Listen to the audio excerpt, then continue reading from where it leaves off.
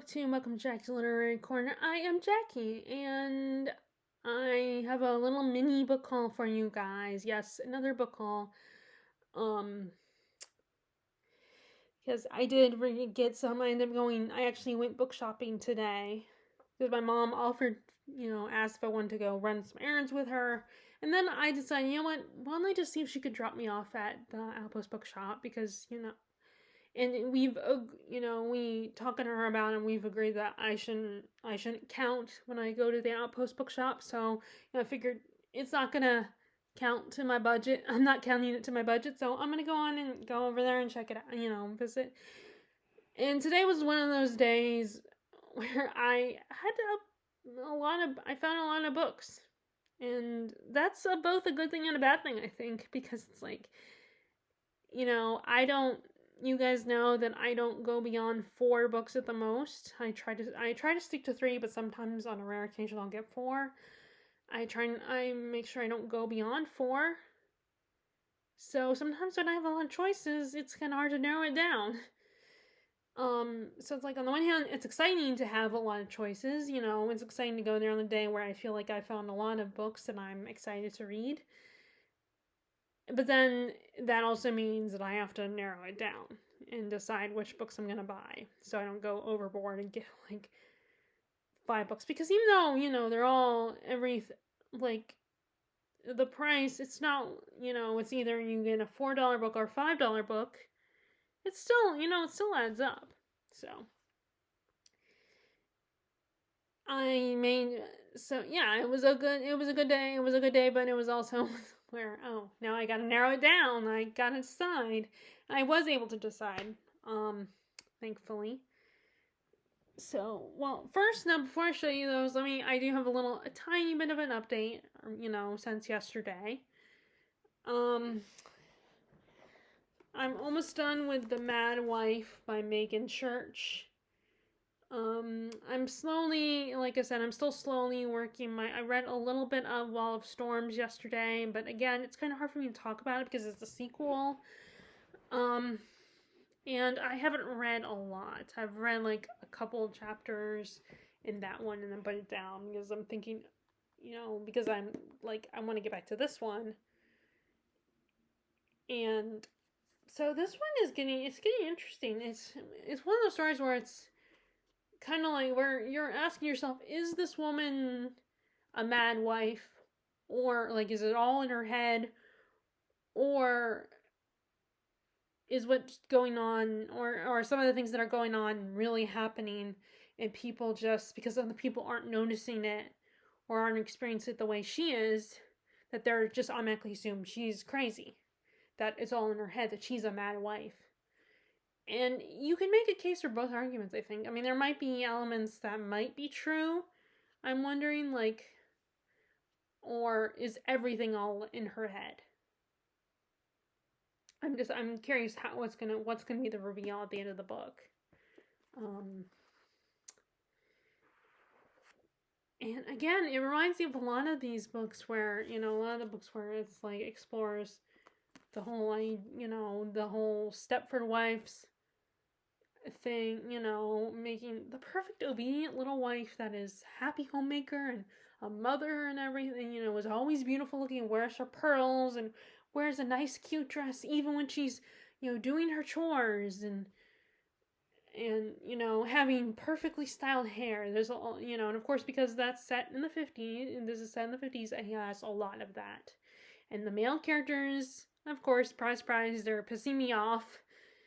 And I don't, because, like, just the way they're thinking, and it's, and it's like, you're not, as I said, her husband Henry annoys me the most because he's just trying to fix the problem or make things easy for himself. And I understand that the man wants a promotion, and maybe he does work hard to where he deserves the promotion. But you know what? I bet his wife works a lot, even just as hard, if not harder than him, because cleaning the house and taking care of the kids. And there's a moment, there's times when I'm thinking, why doesn't the husband do something? Instead of asking his wife to do everything, why doesn't he make sure the kids are, they're fed and cleaned and put down for their naps, or they're asleep while the adults are having a party, or does he realize what she has to do to prepare for a party, like whether they're hosting or she has to just get ready to go to the party, and that for his work. It's so frustrating reading his point of view and just being in her head and seeing how she feels like she has to suppress her feelings and that she can't tell him how she really feels, or every time she does attempt to, he makes her feel like he condescends to her, makes her feel like she's being difficult and needy, and that she's not being fair to him, and this is important to him, and what about what he wants? There's all that going on, so she just keeps it down and doesn't say anything. And I'm curious about all of the other wives. Are they just being good little wives? Do they experience what she experiences and they're just hiding it really well? I mean, I imagine that's the case for a lot of them. They're just hiding it really well. They're, and that they're trying to make sure there's no cracks in their demeanors in their life. But I am so excited to find out what's going to happen next. What are we gonna find about her? How things are gonna turn out for her, for Lulu. Or although apparently her name's Lucy. Actually, her real name is Lucy. Lulu is the nickname that Henry gave her. What you think about it, like Lulu, because a lot of people, that's another way to call someone. Excuse me, sorry, that's gross. But that's another loony. Or a Lulu is another name for, to say someone's a little kooky or a little crazy. Like, you belong in a loony bin or something. That's another word for it. Which is funny, because I think luminous means enlightened. And, of course, loony also refers, it also something to do with the moon as well. There's some reference to the moon in there with that word, with luminous. And they say all the crazies come out during the full moon, or that's in werewolf mythology and lycanthropic mythology, you often change during a full moon. Which I think that again comes from the whole idea of the crazies come out during the full moon. So I was just understanding the name. It's kind of funny that loony is another word for someone who's crazy, a little loony. Or there's Looney Tunes, that the kids cartoon with all the crazy creatures, all the different types of animals and stuff like that. With an occasional human here and there. They call them Looney Tunes because they're loony, they're crazy. But, so I'm going to try to finish this today. So let's show you what I got. First, so yes, Terry did give me another something and like I said, I didn't want to, because it was coming from the UK, so, which that's the thing, I mean, unfortunately that's the problem with following, if there's someone from England that you follow that you want to get something that they created, it's going to take a while to get here because it's coming from overseas. So, and I do follow a couple booktubers that have written books, but they're UK authors. They're from so if I want one of their books, unless it has a US publisher, if it has a US publisher, then good, it will be here at some point. But if it doesn't have a US publisher, then, and that's what happened with Katie. What is her last name? I cannot think of her last name, but Katie from Books and Things. She's from she's from the UK, so a lot of times I had to get her books if people bought her books for me, then they would have to order. They would come from the UK. I'm trying to think. I think one of her books, I want to say the first one did have a US publisher. So, but her second book did not have a US publisher. So yeah, I had to order her book from the UK. And it's the same with this one. So, and actually this author is actually from Scotland. But we have Jean, and it's Jean, not Jean. But it is Jean Menzies. It's her retelling of the Lady of the Lake story.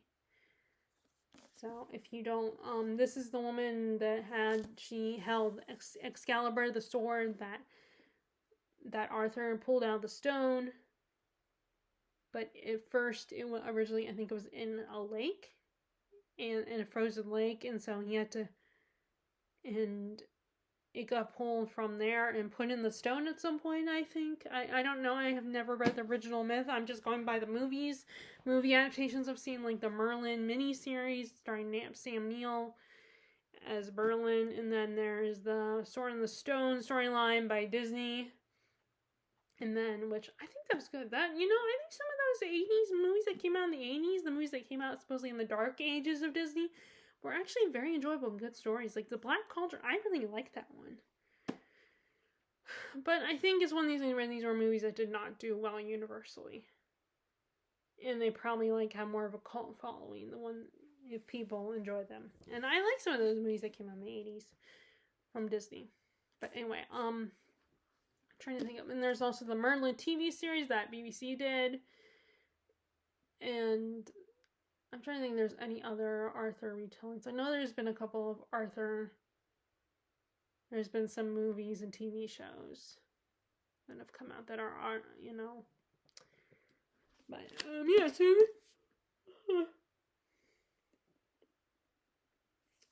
so I say to read this.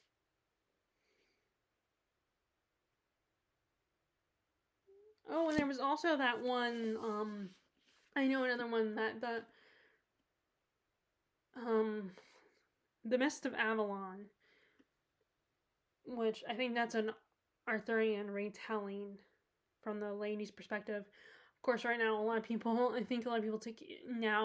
read that because of its author and her, she's done some terrible things in her past, some horrible things that, makes people not like her as a person. So I don't know if people still read the book or not. I do know that Shelley Swearingen did a video of reading the log where she attempted to read the book. I don't know how she felt about the book. She did, I think, talked about what happened with the author of The Mist of Avalon, what were the horrible things that she did. I don't remember them off the top of my head. I think it was something to do with her daughter. So if you are interested in finding out about that author, I cannot think of her name, but the book is called Mist of Avalon if you are interested. But anyway, so, but yeah, and they did make that one into a movie. They did adapt Mist of Avalon into a movie as well, with, but, I remember liking that movie. I mean, I attempted to read the book because there was one time where I owned it, but then it was during a time when I was even less inclined to read bigger books. I was still struggling with bigger books. But anyway, so I'm excited to read this. And I'd be curious about her other, because I know this is her first, I want to say this might be her first full-length novel. Because I know she's written other stuff, like shorter works and stuff that's been published in anthologies and whatnot. So I think this might be her first novel. And I really love her channel too. She's always such a fun, optimistic person. She's one of those people that I would go to learn about Greek mythology. And just, she seems like such a sweet person, has a kind, fun-loving personality. So I will share the link to her channel if you're interested in checking out her channel. So that's Jeans from Jean's Bookish Thoughts. So like I said, I will share the link when I upload this video. Okay, so that's what I got in the mail. Now let's show the books I ended up getting when I went to the Outpost Bookshop today. Like I said, I stuck to 3 books. I mean, I was tempted for a second to get a 4th book. I was gonna get, it's My Heart's Invisible Furies by John Boyens. That was one of the books I was considering, but I ended up not getting it. I kind of narrowed it down. So first we have a nonfiction. The Great War, Into Silence, The Great War and Mallory, and the Conquest of Everest. And it's funny because like when I was in there was these two gentlemen in the vault where you get the nonfiction works that aren't biographies, and there was only two in World War I books. So I was trying to decide between the two of them. This is the one I ended up choosing. I cannot remember what the other one was, but the older gentleman, he was in the military, and he saw me picking up the book, and he was like, that's World War One. And I don't know if he said that because he assumed I didn't know, or he would have thought because I would be more interested in World War II than World War One, or he just, he didn't, like, it was just, he just said that's World War One, by the way. So I don't know, I couldn't tell by his tone how he meant by that, which I'm probably worrying too much about it, but I'm just kind of curious what he meant. If he was surprised that I was into World War One. And I do believe that World War II was a lot more popular than World War One, but I'm definitely more interested in World War One than World War II. That's not entirely true, because I've been a little bit more interested in World War II lately, but certain aspects of World War II, like what was going on in the Pacific, for instance. And yes, I do know about that one book it was a first. I don't know if the miniseries came out first and then the book, and then they decided to write a book, because sometimes it does happen where, you'll make a miniseries or a TV show or a movie or something, and then they'll come out with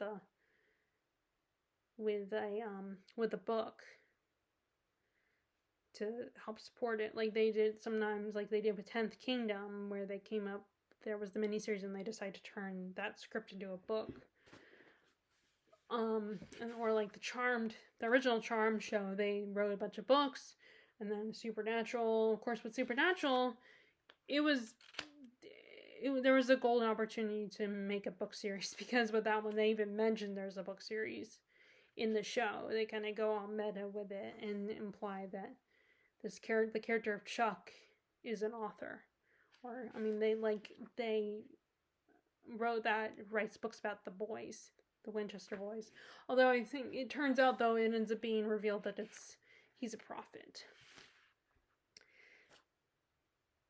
But yeah, so I'm familiar with that, and I did see that book one time at that book that was connected to that miniseries or whatever, and I did see it, and I was tempted to buy it. But I also, and I tried, but I also read reviews, and so I wasn't really sure if I wanted to get it or not.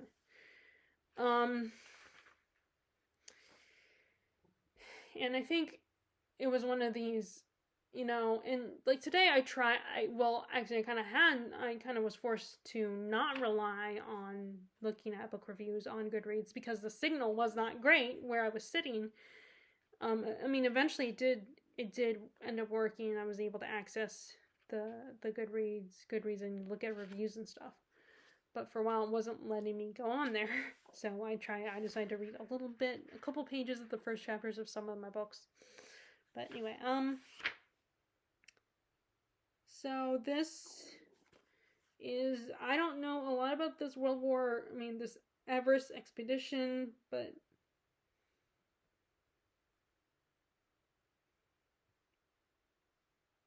oh, the Dalai Lama.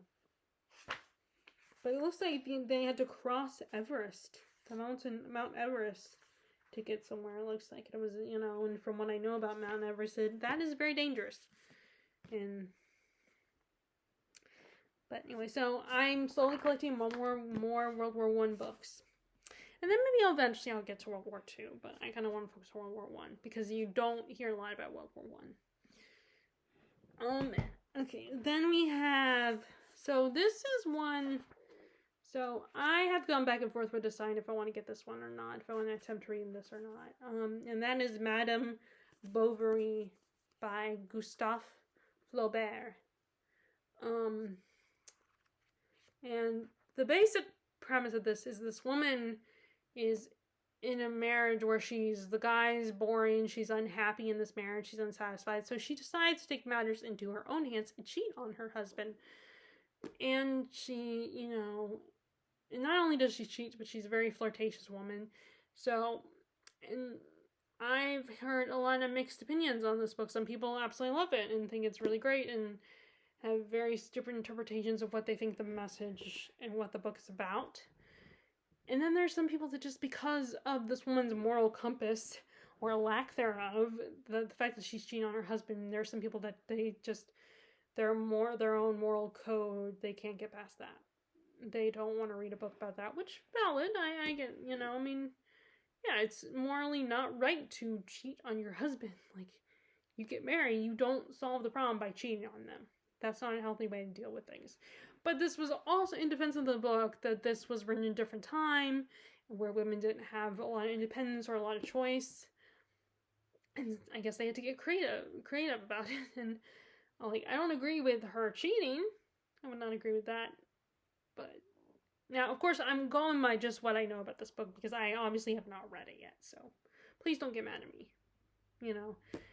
I'm just going by what I've heard about this book. Now, what really bugged me is that, so I read one of the reviews that did like it, and they talked about how they interpret it as this, one of the messages about this book is to be satisfied with what you have, learn to appreciate what you have, and be satisfied. How the main character was never happy. Like, it was always like, I'll be happy when I do this, or when this happens, or when this happens, and most people agreed with her, but there were a couple responses that were like, you just completely misread the book. You're wrong. That's not the message. And to me, that just annoyed me so much because it's like, it's her interpretation. She's allowed to interpret it how she wants. There's no right or wrong to her how she interprets a work of fiction. It's her opinion. She's not stating it as a fact. And you shouldn't state that it's a fact that she's wrong. You can't do that because this is her opinion. This is how she interpreted the text as what the author, Flaubert is dead. He wrote this, let's see, what's the copyright date of this book? Let's see.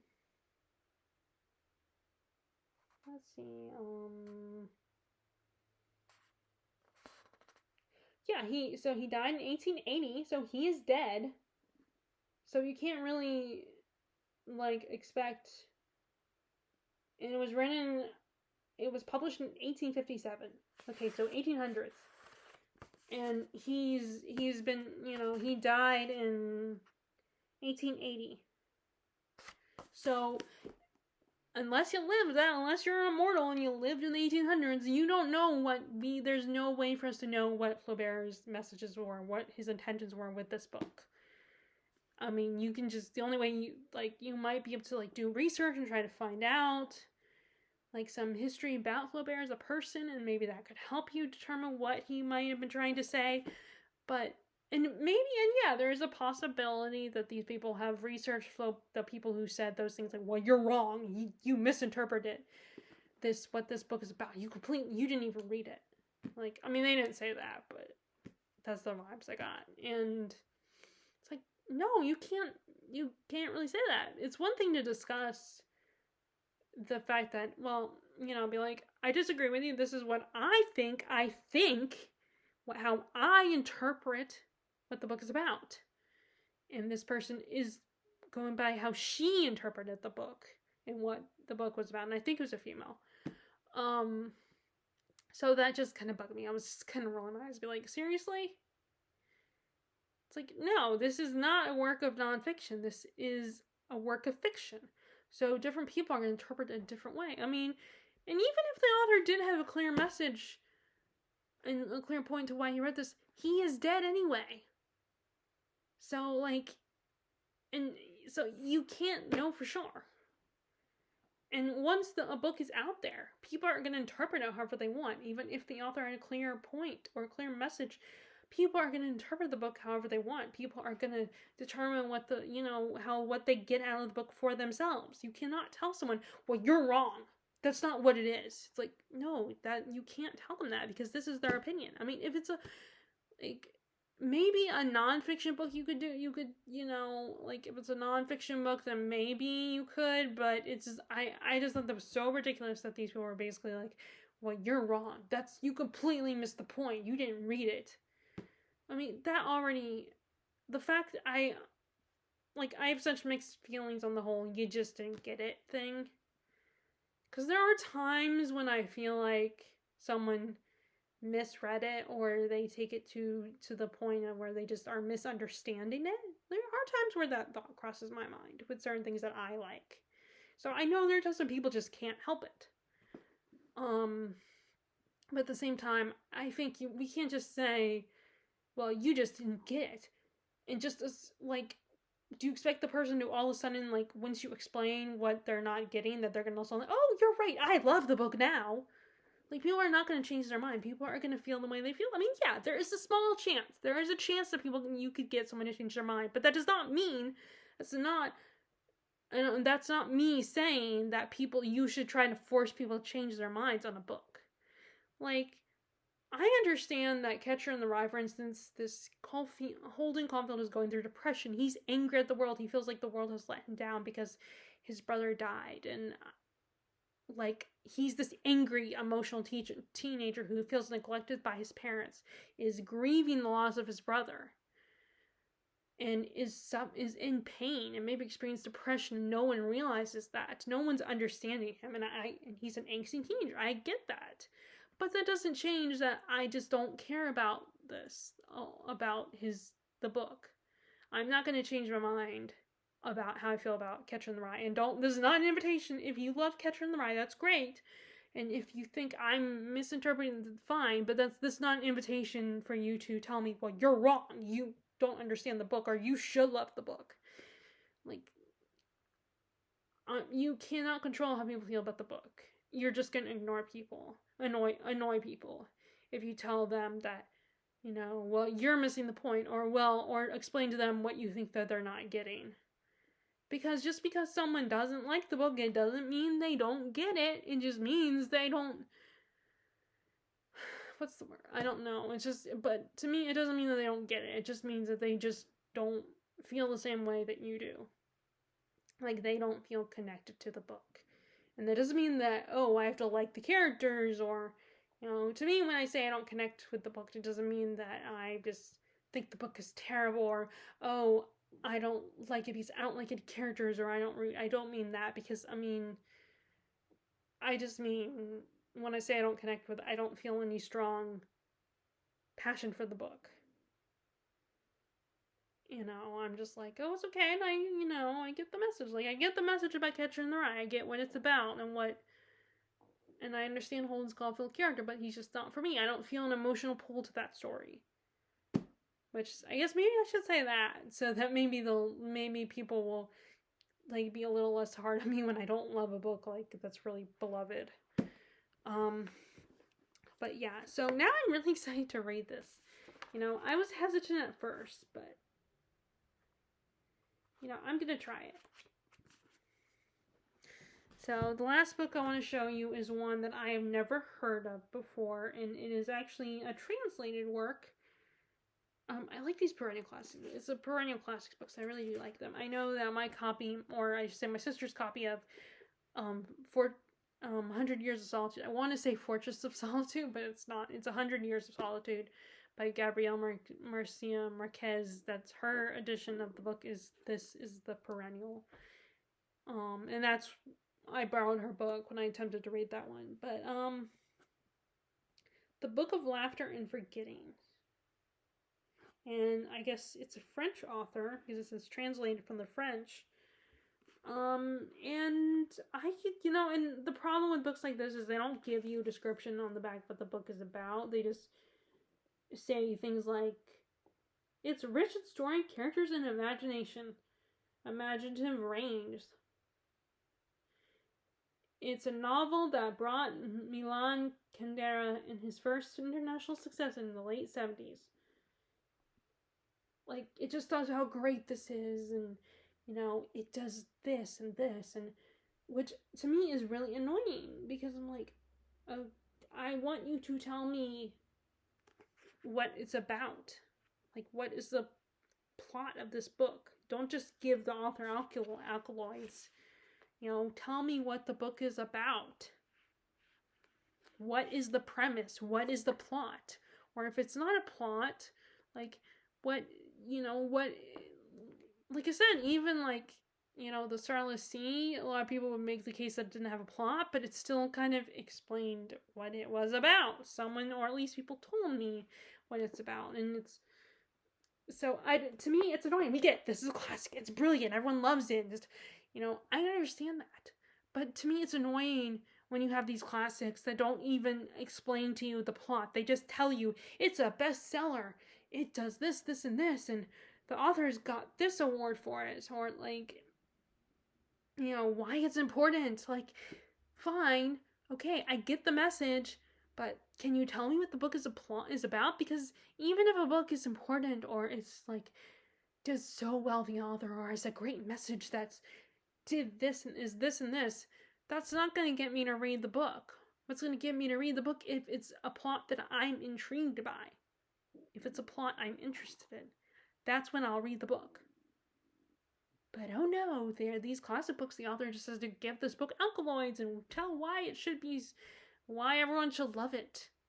It's like, okay, I get that, but can you please give me a little bit more what the premise of this? So it's just very annoying.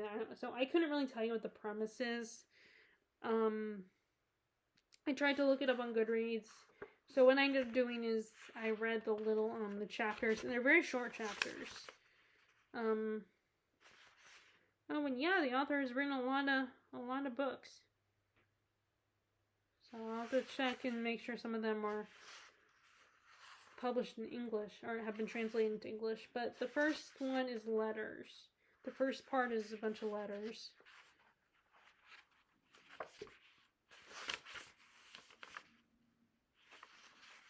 Let's do a table of contents. So we have, part 1 is letters.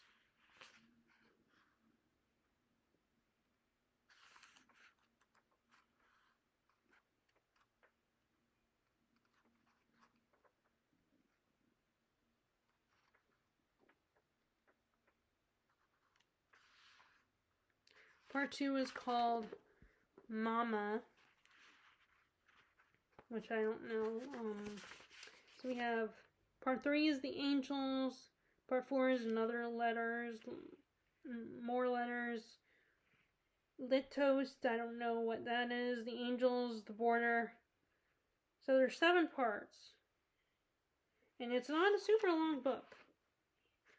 But it just, I want to read more translated work, so. And like I said, I was a little intrigued when I read the first part, the first couple pages, so. So you know what, I want to, there are some of these books where I feel like maybe I should just go in blind. Because I feel like reading the Goodreads reviews does make me not want to, can potentially make me not into some of these books. And then they can be perfectly, objectively good books. And I'm always asking myself, did I miss out an opportunity? Am I only not reading this book because I'm letting Goodreads and BookTube people influence me? I mean, it's mostly Goodreads.